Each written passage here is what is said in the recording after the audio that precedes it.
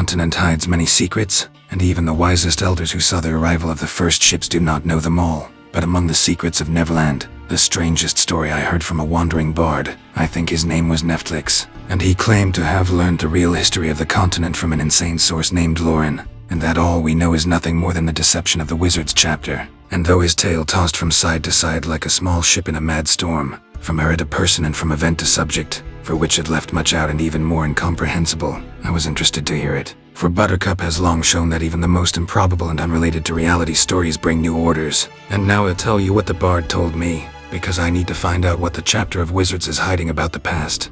The modern history of the continent begins with a global magical cataclysm, the conjunction of the spheres, an unexplained event that brought humans and monsters to the continent. It marks the beginning of a new era, year zero of human history, hiding behind a screen of obscurity all the events that occurred before. Little is known about that time, but it is said that the continent was drowned in an abundance of forests. Elves ruled all the lands, the magical power of chaos was controlled, and nasty monsters did not harm anyone. But time and many wars erased most of the elven history or those who knew it, as well as information about even older times and civilizations, which preceded not only humanity but even the elves. However, the monoliths, a kind of place of power in the form of obsidian obelisks, scattered across the continent, around which cities and civilizations were built, still hold the secrets of those times, and, perhaps, one day we will learn about them. As time passed, more and more people arrived on the continent. They settled down in their new home, multiplied, and learned magic from the elves.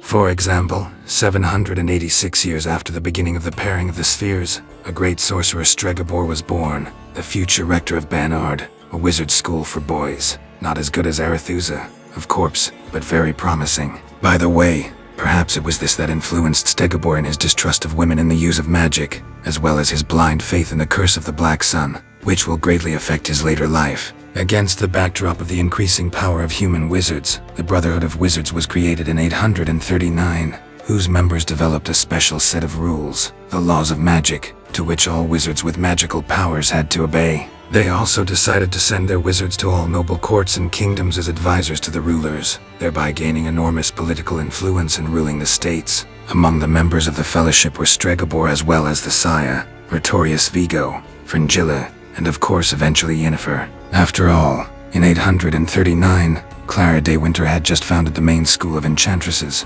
Arethusa, Ontanida. By the way, sometime later, Tisea de Vries, one of the first great graduates, will become its principal.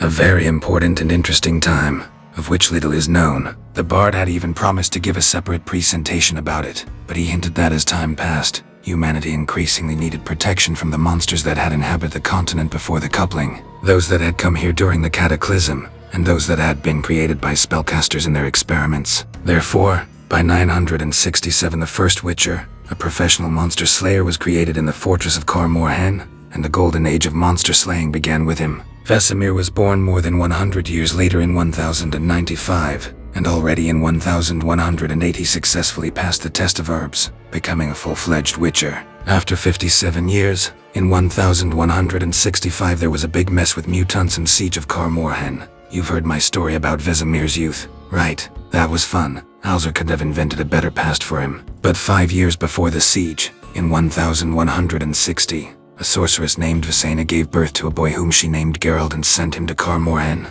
Fortunately, he survived the training, the herb trials, and the siege of Kaer Morhen, and was left with Vesemir and a few other boys, the last witches. It's strange to hear such stories about myself, considering that when the siege happened, I'd long ago been pacing the highway, carrying the head of a Kikimora to the house of another headman for a handful of coins, or maybe it was my namesake. In any case, the bard promised to tell me more about that next time I saw him. However, the carnage in Kaer Morhen wasn't enough for the people, and in 1187 the Great Purge began. Elves once ruled chaos and lived in peace and harmony with nature and creatures of the continent, and when the first humans arrived, the elves taught them how to rule chaos, probably hoping to create companions for them. But when humans learned what they needed, they betrayed their mentors, stole their knowledge and power, and began to oppress and suppress them. Eventually, this led to open confrontation and the Great Purge, the final war between the humans and the elves.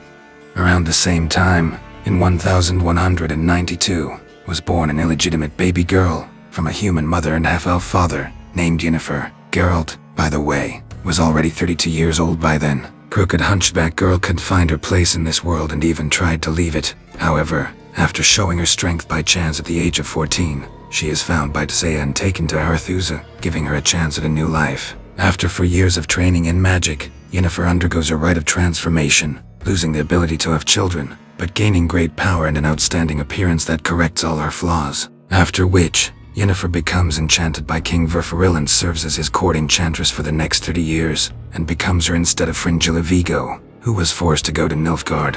In 1213, the solar eclipse occurs, the first eclipse in about 1200 years. For many magicians and monarchs, it is a grim moment of the end of the world. Allegedly, the demon goddess Lilith, through the Black Sun, is about to come again to the human world, and girls born on the day of the Black Sun will be the key to this. Stregobor believed that children born on the day of the solar eclipse would bring sorrow and fear, war and disease to the world, and so he hunted them down and conducted terrible experiments. One of these girls was Renfrey, the daughter of King Friedfalk. The girl was stubborn and brave from birth. She even managed to survive Stregobor's experiments and escape, but only to grow up and open a hunt for the enchanter, and in 1231 try to kill him in Blaviken. Unfortunately, at the same time, Geralt was there, and as Renfrey and her men threatened the townsfolk, he had to raise his sword and cut her life short. It's funny that Stregobor was 445 years old by this point, and this mighty old wizard was being terrorized by a young girl.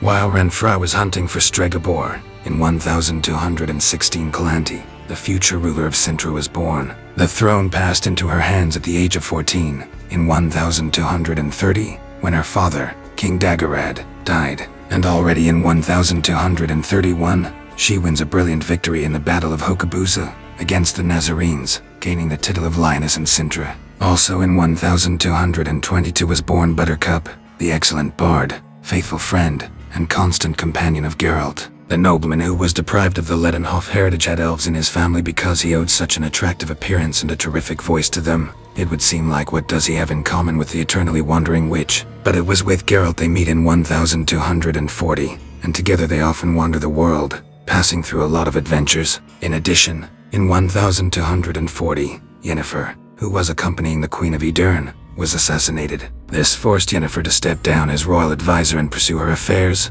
including the search for a cure for infertility, which would lead her to meet Geralt of Rivia. In 1243, Geralt meets the enchantress Triss Merigold, who, like Ian, was trained at Arethusa, but a little later. She now works at King Foltest's court and has a task for Geralt, to undo Striga, a horrible creature that has plagued Demiria for several years. Geralt manages the task and returns the horrible creature to the form of a girl, Foltest's daughter, to be named after her mother, Ada. This mission will make the White Wolf famous. In 1249, Buttercup asks Geralt to accompany him to Queen Cintra's reception, in honor of choosing a husband for her daughter. As it turns out, however, there was no need for Pavetta to choose a husband, as her heart had long since been given to the cursed man with the hedgehog-like appearance who had saved her father in 1233. In exchange for his salvation, the king gave him by right of surprise his daughter, Pavett. Calanthe was not ready to accept the choice of her daughter and tried to kill her chosen one, but Geralt saved his life, thereby earning the right of surprise, which was due to him what Yogi did not know yet, and that ignorance turned out to be Pavett's pregnancy. However, even though Calanthe made concessions and approved the marriage of her daughter, thereby lifting the curse, she was not ready to give her granddaughter to Geralt. The Witcher himself was not eager to oblige himself to a destiny. He did not believe in it, and even after Ciri was born in 1250, he did not come for her.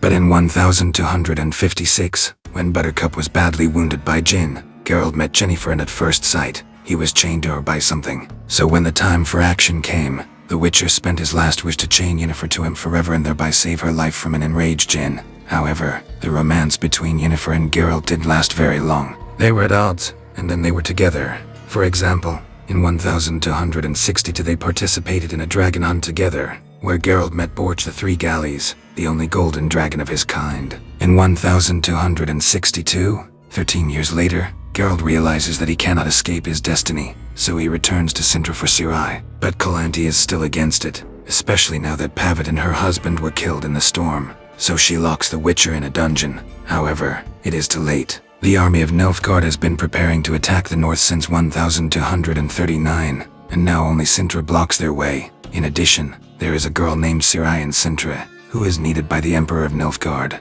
So in 1263, the Nilf army first defeats the army of Sintra, killing Calanthe and her husband, and then besieges the city itself, massacring it. At the same time, the Council of Wizards discusses the situation in Sintra, but under the influence of the Nilfgaard, the council decides not to interfere. Although Sintra was no longer salvageable, several wizards still unite to try to stop the advance of Nilfgaard's army at Sodden Hill, to hold them back until the armies of the Allies approach.